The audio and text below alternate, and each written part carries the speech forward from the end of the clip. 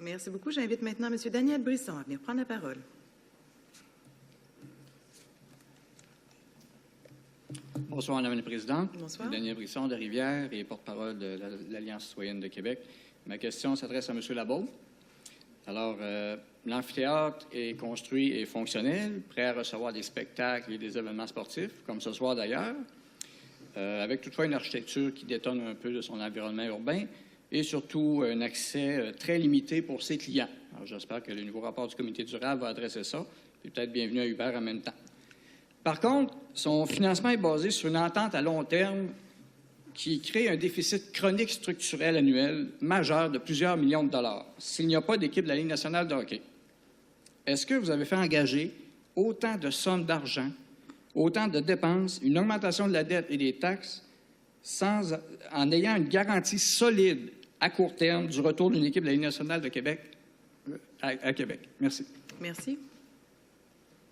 Président, je voudrais juste éviter les débats partisans ici. Monsieur a été très honnête, s'est présenté comme un représentant d'un parti politique municipal qui va se présenter aux prochaines élections. C'est bien correct. On vit en démocratie. Mais je pense que c'est une mauvaise idée, ici, de commencer une campagne électorale puis prendre la place des citoyens qui ont des questions à poser. Ce que j'invite monsieur, c'est de poser la question pendant la campagne et on lui répondra. Ça nous fera plaisir. Je veux juste qu'on situe bien les affaires. Je pense que les citoyens ont le droit de venir poser des questions. Je pense que les politiciens ne devraient pas prendre leur place. Alors, moi, ça me fera plaisir de répondre à toutes ces questions-là. La campagne électorale commence le 22. Alors, je suis prêt à répondre à tout ça. Ça va me faire plaisir, mais on ne commencera pas à faire des débats politiques partisans ici. Je pense que c'est pas dedans. Merci. J'invite maintenant M. Patrice Fortin à venir prendre la parole.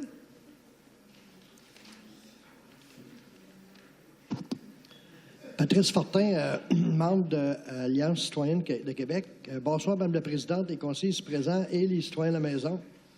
Ma question est à ma conseillère, Mme Trudel. Madame Trudel, je suis venu ici, voilà 3 semaines de cela, un samedi, déposer un mémoire, un super mémoire, pour un projet d'un pont à l'est avec chemin de fer, piste cyclable, monorail, qui partirait, entre autres, vers Sainte-Anne-de-Beaupré, autant vers le lac Beauport, Stoneham, Valcartier, l'aéroport de Québec, reliant ainsi les 2 centres des congrès, un projet visionnaire et avant-gardiste. Et je peux vous dire une chose, les gens qui me rencontrent, qui me disent « Bravo, Patrice, ça, c'est un beau projet. » OK?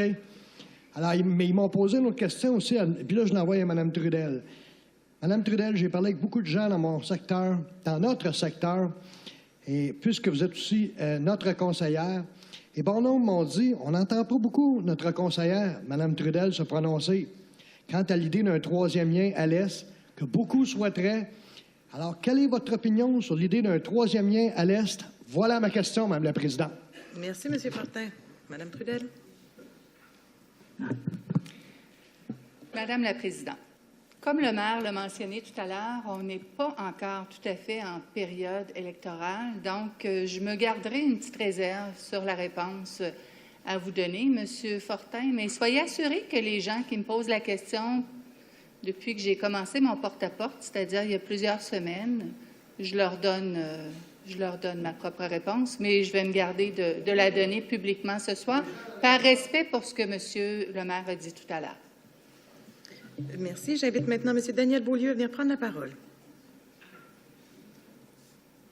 Alors, bonsoir, Madame la Présidente. Je vais faire fi des recommandations qu'on a entendues, étant donné que je me présente ici en tant que citoyen, Daniel Beaulieu de Beauport. Madame la Présidente, j'ai ici ma question s'adresse à la conseillère municipale du district de Sainte-Thérèse-de-Lisieux. J'ai ici mon relevé de compte de taxes 2007, puis j'ai ici celui de 2017. Vous me demandez pourquoi il y en a un qui est plus court, c'est qu'en 2007, on avait le droit de payer en 4 paiements. Et maintenant, on a juste le droit en 2. C'est pas facile, Madame la Présidente, pour des petits gens comme moi de payer ça en deux coups. J'ai pas fait de trafic d'influence ou de commis de délit d'initié, donc c'est pas évident là, pour les petits citoyens. Alors, qu'est-ce qui est arrivé? Là, pourquoi ça a diminué du nombre de 4 paiements en 2 paiements, Madame la Présidente? Monsieur. Allez vous asseoir. Si je ne m'abuse, oui, il y a la possibilité de payer en un versement ou en 2 versements en début février et en juin. Et je crois aussi, si je ne m'abuse, que la possibilité est existante maintenant de payer en 10 ou 12 versements. Peut-être que M. Jonathan pourrait m'informer là-dessus, moyennant des frais d'administration. Non, je pense que c'est 2 versements. C'est 2 versements? Bien, moi, c'est drôle. J'ai des citoyens qui m'ont informé qu'ils payaient en 10 ou 12 versements, avec des frais d'administration, des frais d'intérêt. Oui, c'est ce que j'ai dit. Allez-y en complément, M. le maire. Parce que moi, ça fait 10 ans que je suis maire, 4 versements, je n'ai jamais vu ça. À moins que ce soit avec des frais d'intérêt, il faut être bien clair, là. OK? Merci. 2000. J'invite maintenant M. Nicolas